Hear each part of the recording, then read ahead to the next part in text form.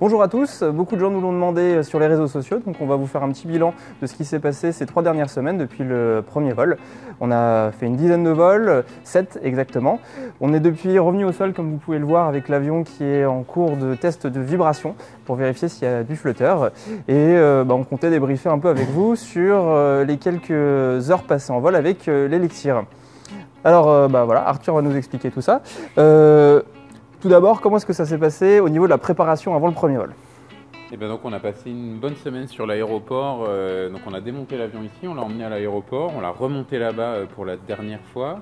Ça s'est bien passé, on a fait pas mal de tests de roulage, de chauffe-moteur, on a bénéficié d'un très beau temps à cette période-là, on a eu plus de 37 degrés sur le tarmac juste devant le hangar, donc on en a profité pour faire des essais de refroidissement au sol avant d'aller voler dans des conditions un peu poussées.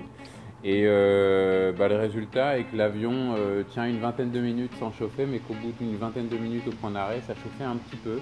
Donc on n'est pas totalement satisfait, donc on va améliorer ça pour la suite de manière à être certain que l'avion puisse être utilisé dans toutes les conditions, par des écoles, rester 30 minutes au point d'arrêt s'il faut. Cependant, ça ne nous a pas empêché d'aller voler par la suite puisque c'était parfaitement fonctionnel.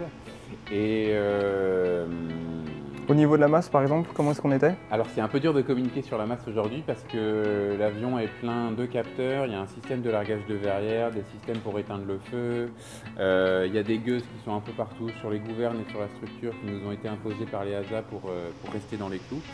Et donc aujourd'hui l'avion fait un peu plus de 300 kg, mais c'est pas du tout sa version définitive, donc pour l'instant on n'est pas capable de communiquer sur un poids définitif.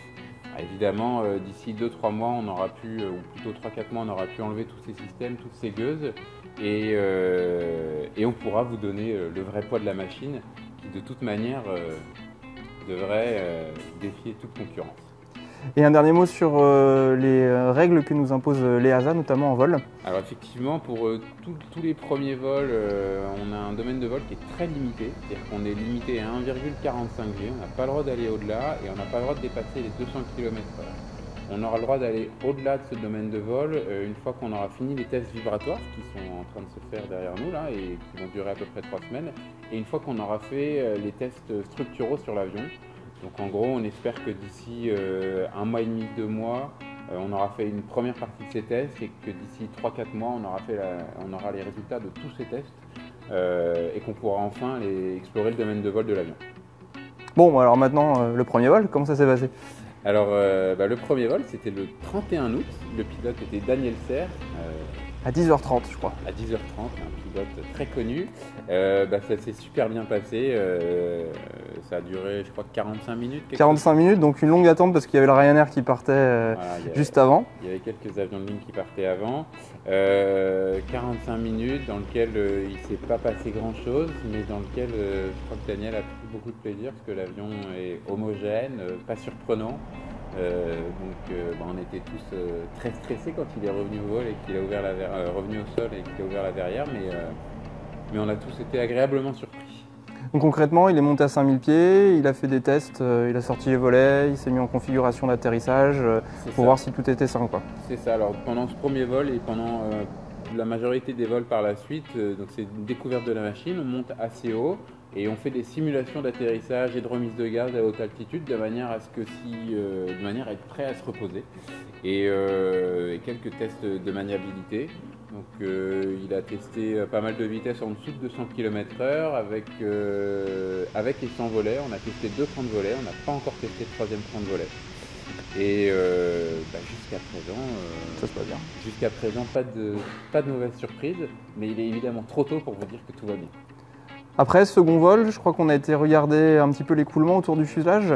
Il était équipé de l'avion avec des penons. Effectivement, sur les vols suivants, on a équipé tout le fuselage de penons et on a mis une caméra sur chaque aile de chaque côté de manière à vérifier la symétrie de l'écoulement des deux côtés, ou en tout cas l'homogénéité de l'écoulement sur les deux faces du fuselage. Là encore, pas de surprise.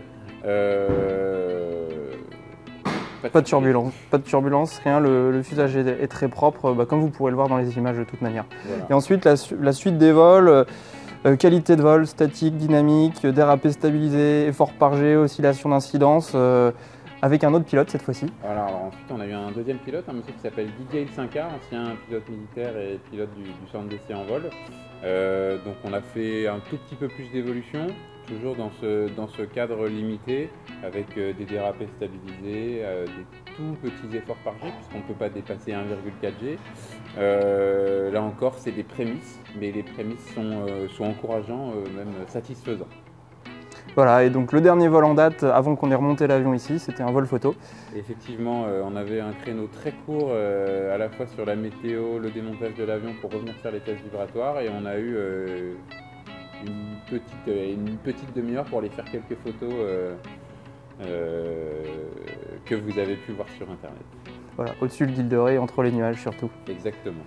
Donc voilà, maintenant un peu de planning peut-être qui va vous intéresser. On est revenu au sol, donc on a 3 semaines comme le disait Arthur pour finir tout ce qui est GVT, ce qu'on appelle le Ground Vibration Test.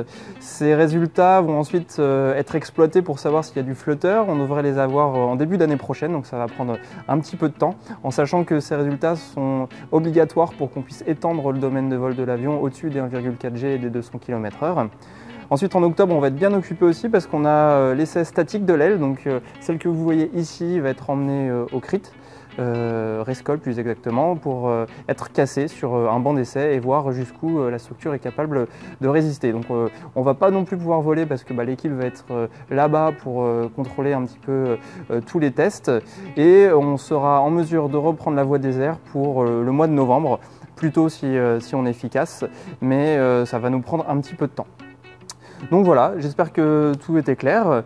On vous dit à très bientôt et de toute manière on travaille déjà sur une vidéo dédiée aux essais vibratoires qui sont assez intéressants parce qu'on voit la structure se remuer dans tous les sens. À très bientôt, au revoir.